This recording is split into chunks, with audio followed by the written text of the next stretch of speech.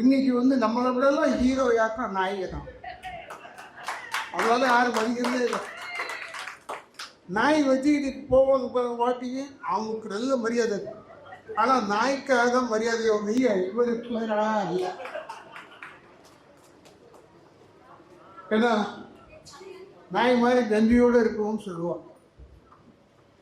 அது நன்றி இல்லாட்டி இருக்கு நம்மளுக்கு. இல்லைன்னா இந்த டீம் ஜெயிச்சிருக்காங்க. நன்றி இருக்கிறதாலும் ஜெயிச்சு.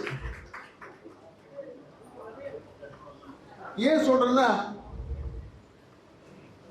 ஒரு டாக்டர் சொல்றாரு, நாய் கடிக்கு மட்டும் ரேபிஸ் வரதில்லைங்க, பூனை எச்சப்பட்டா கூட ரேபிஸ் வரும்.